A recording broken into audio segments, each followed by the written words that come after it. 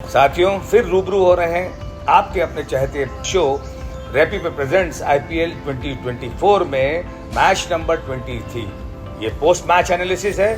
बहुत खूबसूरत मैच, उतार चढ़ाव के साथ, और आपको भी शायद मुझे लगता है कि आखिरी बॉल तक मैच को देखने के लिए बाध्य किया इस मैच ने।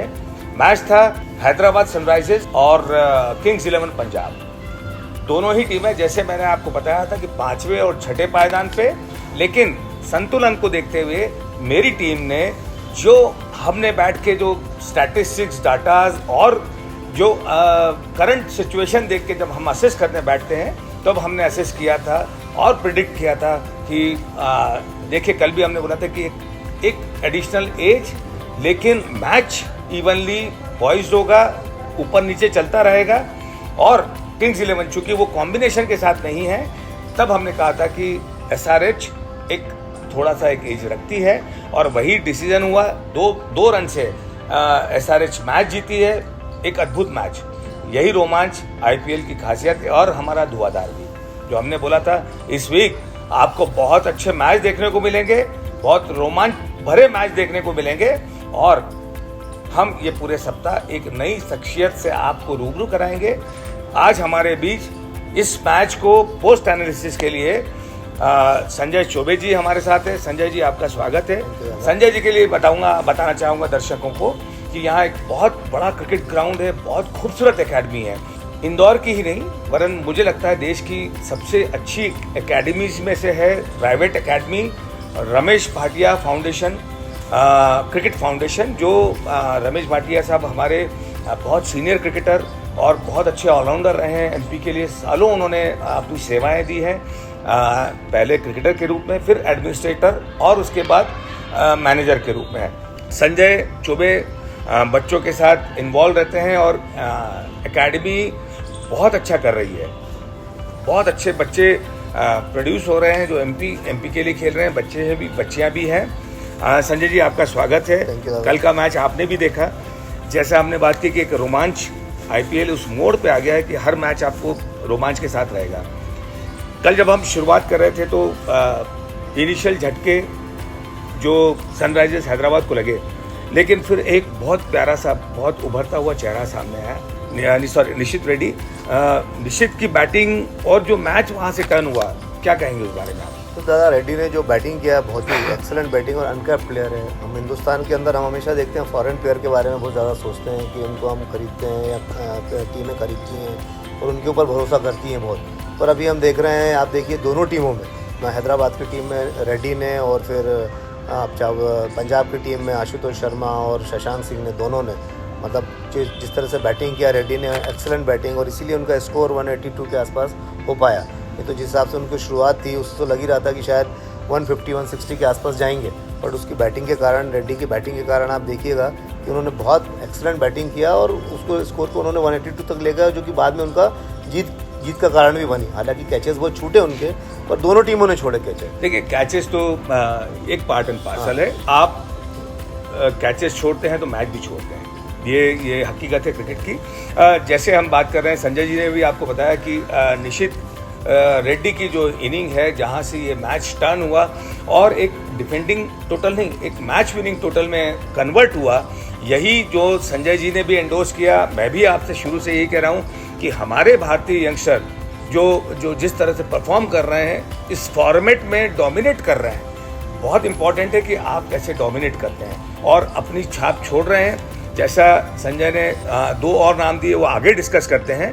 182 एक बहुत अच्छा टोटल, जहां से मैच को आप जीत सकने वाली पोजीशन में थे।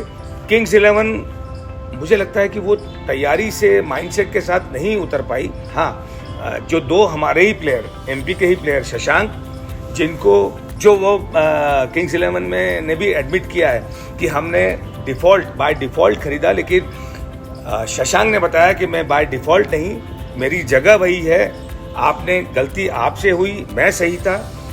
ये एक खिलाड़ी का होता है कि कई खिलाड़ी ऐसे होते हैं कि वो एक ईगो लेते या मॉरली डाउन होते कि यार मैं अनवांटेड था इस टीम में और मुझे खरीदा गया, लेकिन उसने बताया कि मेरे में क्या दम है। जब किंग्स 11 बैटिंग के लिए उतरी तो आपको क्या लगता है वो माइंडसेट के साथ थी कि मैच हमको निकालना है या मैच जीतना है? मेरे को मतलब माइंडसेट के बारे में तो वो ज़्यादा मतलब इतना अपने का उसमें हम इन्वॉल्व नहीं हो सकते हैं, बट मुझे लगता है वो जीतने के हिसाब से तो जरूर उतरे होंगे। पर जिस तरह से उन्होंने बैटिंग करी या शिखर धवन और जो शॉट्स खेले दोनों तीनों ने, शिखर धवन स्टंप हुए, वो बोल्ड हुए, आगे के बॉल को पुल मार रहे थे, बेरेस्टो बोल्ड हुए, जिस हिसाब से उन्होंने बैटिंग किया उससे लग नहीं रहा था जो आप बोल रहे हो माइंडसेट का कि वो जीतने के हिसाब से खेल रहा है। मैं वही कह रहा हूँ संजय कि टोटल ऐसा बहुत बड़ा भी नहीं था। हाँ, नहीं था, अचीवेबल था 180, मतलब टारगेट ऐसा नहीं था कि आप बहुत बड़ा है तो आप अनप्लान तरीके से चलो। यहाँ अगर प्लान भी करते, स्ट्रैटेजी बनाते, मुझे लगता है अगर ठोस शुरुआत देते तो जो बाद में आशुतोष और शशांक ने जो बैटिंग की है, और आप देखिए ऑलमोस्ट 70-80 रन की पार्टनरशिप है 7वें विकेट पे, तो मुझे लगता है कि और उनके लिए आसान हो जाता मैच। तो यही चूक उनसे हुई है कि ठीक से प्लान नहीं कर पाए। बट मुझे लगता है कि एक टीम थिंक टैंक भी होते हैं, जो मैनेजमेंट है, तो मुझे कहाँ आपको लगता है कि कहाँ चूक हुई उनसे? उनकी बैटिंग का ही सबसे बड़ा, पहले तो उनका क्या हुआ कि जब जो कैचेस उन्होंने छोड़े, आपने देखा होगा कि जो कैच हुए फिर वो छक्के में 4 में तब्दील हुए, तो एक तो वो बहुत बड़ा प्रॉब्लम था कि शुरू में उनके कैचेस बहुत छोड़े उन्होंने।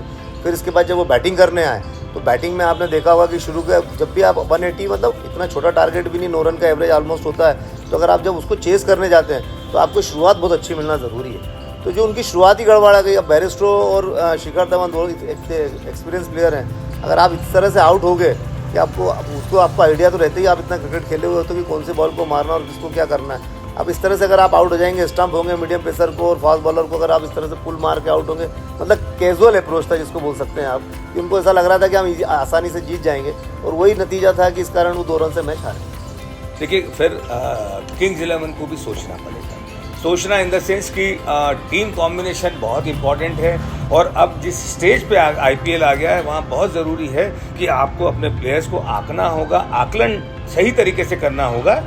भावनात्मक नहीं होगा कि बड़ा प्लेयर है, बड़ा नाम है तो मुझे खिलाना चाहिए, लेकिन आपको वो खिलाड़ी का एक चयन होना चाहिए जो उस जगह के लिए आज की कंडीशन में फिट बैठता है।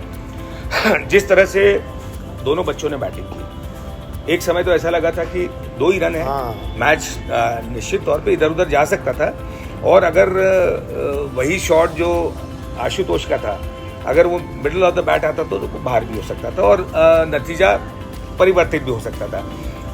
जिस तरह से दोनों ने चेस किया, उस समय आपके क्या विचार आपको आए, और क्या लगा कि यही एक यंगस्टर जो यूथ ब्लड होता है, तो यही एक थॉट प्रोसेस, तो क्या वो भी क्या सोच के चल रहे होंगे? बिल्कुल दादा, जैसे आप बता रहे हो, आप देखिए हमने मतलब आशुतोष को आपने और मैंने बहुत नज़दीक से देखा है, वो अंडर 16 से लेके और मध्य प्रदेश के लिए अंडर 19, फिर 23 और फिर सीनियर रणजी ट्रॉफी मतलब मुश्ताक अली वगैरह सब खेले हुए हैं। इसके बाद वो रेलवे में चले गए। शशांक का जैसे आपको ही मालूम है कि अंडर 16 वो एमपी से खेले, और फिर उनके फादर पुलिस डिपार्टमेंट में बहुत बड़े अधिकारी थे, फिर उनको बॉम्बे ले गए, फिर वहाँ से जर्नी उनकी छत्तीसगढ़, और फिर इसके बाद फिर आज की तारीख में वो जैसा आपने बताया, मतलब मैं तो जब कल मैच देख रहा था तो मैं सोच रहा था यार कि देखो आप, मतलब जिसको कहते हैं ना कि ये डेस्टिनी जो होती है प्लेयर्स की, कि किस तरह से मैंने आशुतोष शर्मा को देखा अभी जब आईपीएल के पहले वो मेरे ग्राउंड पे 1-2 बार उन्होंने मुझसे बोला कि सर मेरे को प्रैक्टिस करना है तो मैं आपके ग्राउंड पे आ सकता हूँ क्या, तो 1-2 बार मतलब आईपीएल के पहले जब उनका कैंप लग रहा था उसके पहले 2 बार मेरे ग्राउंड पर भी आया, प्रैक्टिस करके भी गए वो। और जैसा उन्होंने अपने इंटरव्यू में बताया कि वो अमित कुरैशिया के साथ में अपना जो भी सेशन वगैरह कर रहे थे, तो आप देखिए जर्नी कैसे चालू होती कि बीच में उनके आशुतोष शर्मा 1-2 साल 3 साल हमको बिल्कुल मतलब वो गायब हो गए थे, सीन से ही बाहर। हाँ, सीन से ही बाहर थे कि भाई प्लेयर का क्या होगा, कैसा होगा। वो इंग्लैंड खेलने जा रहा था, वहाँ खेल रहा था, वो मुझे वहाँ पर भी मिला था। तो मतलब धीरे फिर आप देखते हैं कि उसको एकदम दो मैचों में आशुतोष शर्मा आज हिंदुस्तान में सब लोग उसके बारे में बात कर रहे हैं। वैसे ही शशांक का है, तो उन्होंने तो जो इससे पहले वाले मैच में जो इनिंग खेली, मैच जिताया उन्होंने अपनी टीम के लिए, और इतनी ब्रिलियंट इनिंग खेली, और कल भी मतलब जो उन्होंने जिस तरह से अपने तो मुझे ऐसा लगता है कि हिंदुस्तान के अंदर मतलब टैलेंट की तो कोई कमी नहीं है। आप देखिए इतना बड़ा प्लेटफॉर्म मिला है आईपीएल, और आप उसमें देखिए कि कैसे अनकैप्ड प्लेयर जो आते हैं हमारे, मतलब इसके पहले भी हम साई सुदर्शन और बहुत सारे प्लेयर हैं जिनको हम देखते जा रहे हैं, और वो इंडिया के लिए और खेलते जा रहे हैं। पर कल जिस तरह से वो खेला आशुतोष शर्मा, मुझे देख के बहुत अच्छा लगा। इंदौर का लड़का, मतलब इंदौर में खेला हुआ है और मध्य प्रदेश का लड़का है, और देखते हैं तो अच्छा लगता है कि अपने यहाँ का बच्चा चलो इस तरह से खेल रहा है और तरक्की कर रहा है, तो देखने में अच्छा लगता है। एक इसकी जो मतलब सोच होगी कितनी बढ़िया कि आज कमिंग्स ऑस्ट्रेलिया के कप्तान, वर्ल्ड कप चैंपियन, और जिस तरह से उसने कल उनको जाके और कवर ड्राइव मारी है जो अनबिलीवेबल, मतलब देखने लायक था कि हाँ मज़ा आया देख के, फर्स्ट बाउंस चौका हुआ, तो अच्छा लगता है कि और उस तरह से हमारे यहाँ के प्लेयरों को भी उनका उत्साह बढ़ता है कि यार ये खेल सकते हो तो हम भी खेल सकते हैं। बहुत अच्छी बात की है कि ये लोकल प्लेयर्स को, एमपी के इंदौर के प्लेयर्स के लिए एक बहुत बड़ा हो जाता है कि आज 5-6 प्लेयर्स हमारे खेल रहे हैं, परफॉर्म कर रहे हैं, तो मैं भी वो उनके जैसे वो वहाँ पे जगह पा रहे हैं, परफॉर्म कर रहे हैं, मैं भी कर सकता हूँ। आपके प्यार, आपके स्नेह, आपके अप्रिसिएशन ने इस प्रोग्राम को, इस शो को एक अद्भुत ऊंचाइयाँ दी है। बहुत सारे सेलिब्रिटीज़, बहुत सारे एक्सपर्ट्स हमसे संपर्क कर रहे हैं, जैसे हमारे डायरेक्टर अजीत ने भी बताया कि बहुत लोग एक्सपर्ट्स हैं जो चाहते हैं कि इस शो का पार्ट बने, लेकिन हमारा एक सोच है कि हम ऐसे ज़मीन से जुड़े एक्सपर्ट्स को आपके बीच लाना चाहते हैं, जैसे संजय चौबे, ऐसे कोचेज़ जो ग्राउंड लेवल पे काम कर रहे हैं, प्लेयर्स के साथ रात दिन काम कर रहे हैं, प्लेयर्स की क्या मनोस्थिति होती है, क्या थॉट प्रोसेस होता है, अप्स एंड डाउन में क्या सोचते हैं, जो आपको संजय ने शेयर किया, यही चीज़ हम आपके सामने लेके आना चाहते हैं, ताकि आप भी ग्राउंड रियलिटी से आप रूबरू हो पाएँ। और हकीकत, ये एक ग्लैमरस वर्ल्ड हो गया है आईपीएल, लेकिन उसके पीछे खिलाड़ियों का दर्द, खिलाड़ियों का की मेहनत और अप्स एंड डाउन के जो साइकिल है, उसको कैसे ओवरकम कर रहे हैं, वो छुपा हुआ है, जिसको हम ऐसे कोचेज, ऐसी शख्सियतों के साथ शेयर करना चाह रहे हैं आपसे। हम फिर मिलेंगे अगले मैच के प्री एनालिसिस के लिए। तब तक के लिए आप इसी तरह देखते रहिए आपके अपने चहेते देवाशीष नीलोसे के साथ रैपी प्रेजेंट्स IPL 2024। तब तक डट के खेलें।